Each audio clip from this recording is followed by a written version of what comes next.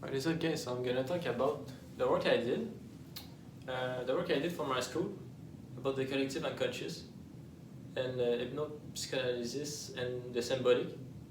So this video will be a lot more philosophical, but also makes sense for my work.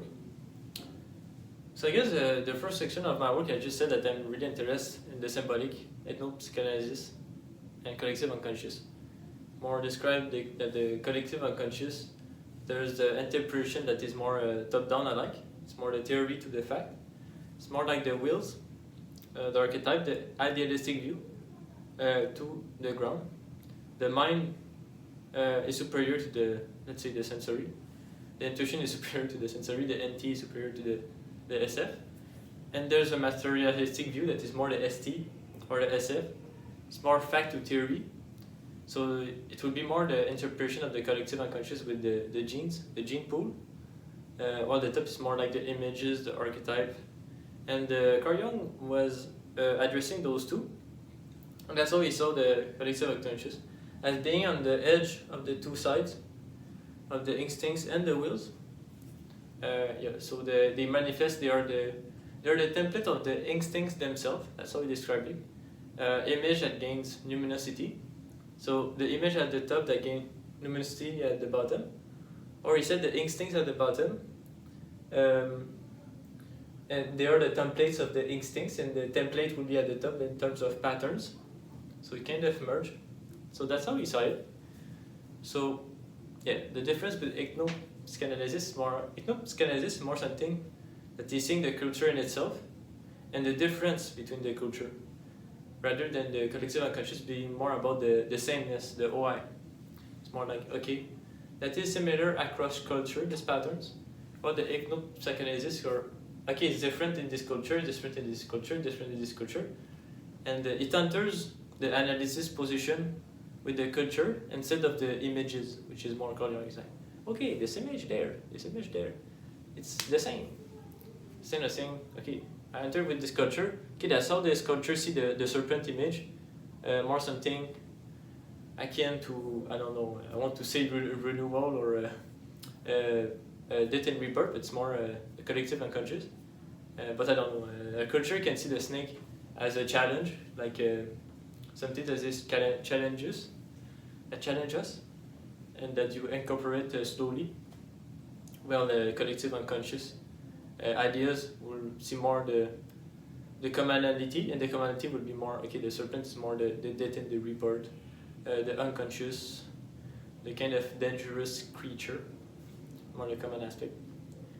So yeah, and the symbolic, I thought more that it's more in the middle, that Lacan, a psychoanalyst that is French, that took Freud theory and kind of changed a bunch of stuff, and it's really abstract, actually, his theory.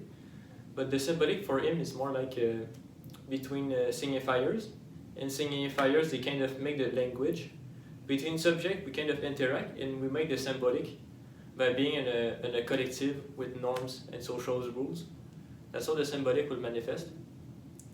Well, Carl Jung is more something the images provide, the symbolic. And psychoanalysis is more, like I said, the context with the culture.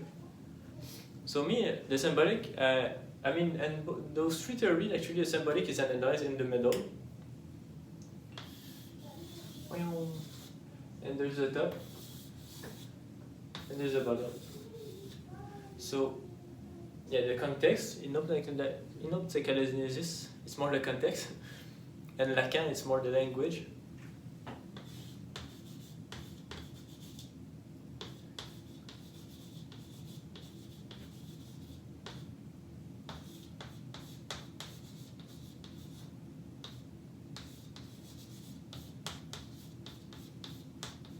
And the middle ground is culture for all of them. It's more like the logos for the Greek, or the place where we discover ideas, and we talk. It's more the cultural life. Aristotle saw that as the polis, the political animal. The human is a political animal. It's more in the middle with the logos. The logos, by the way, is associated a lot with language. So yeah, so the language of Lacan. Also the context and the culture, because ethno is more the culture aspect.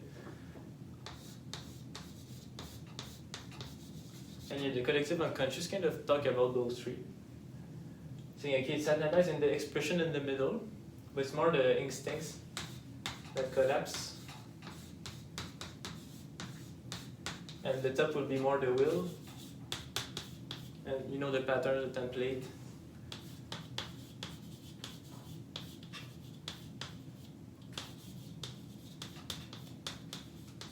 And I guess you can see that there is more the expression, which is something that Ethnopsychoanalysis is more about. It's a little bit more towards the ground. And Lacan is pretty much the middle actually. And the collective unconscious is actually more concerned with the top in a way, but it does with the top and the bottom and the middle. But you can see that it's more the top maybe.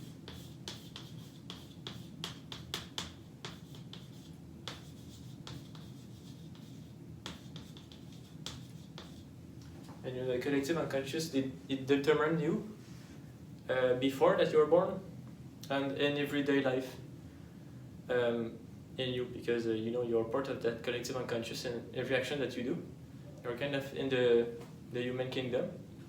And also before that you were born, it was there in the non-being, in the sense that its template and how it is expressed already exists. And even in the non-existent, the kind of realm of the forms of the Greek, which is more at the top, the kind of source already exists in that sense. Some people might disagree. They might think that okay, the world is not real until it manifests itself. But some people, like Plato, thinks that the forms already exist in the world, and the Greek also said that we have to discover them in the middle, in the culture, in the context, in the language. So yeah, that's pretty much my work. And also, I talk about Carl Jung stuff, about the archetype anima and all that. And I dive more into the ethnopsychoanalysis, because it's actually the part that we discuss more in class. The culture, the ethnopsychoanalysis, and the expression, and also Lacan in language a little bit, but not so much. So I cite some people that are more psychoanalysis, talking more about the culture and themselves, the ancestor of an African tribe, how they saw the temporality of things, the heritage, how they recognize your identity because you're part of the group. So more in the expression, but also a not temporality, like outside of time, in the sense that the baby they speak language that is not recognized in the culture, so they're kind of more in the collective unconscious realm. And we have the people closer that are old, they have to discover what the baby is about in terms of will, in terms of his being. So it's actually more at the top. It's like, okay, we have to discover what is his will in the culture. So it's more kind of tracking the will, how it will manifest to the language in the culture. So yeah, so I think it was an interesting work. I really like to do it, and I hope it's clear. Yeah, I hope it's clear. But yeah, I think it's really cool. Yeah, thanks for watching.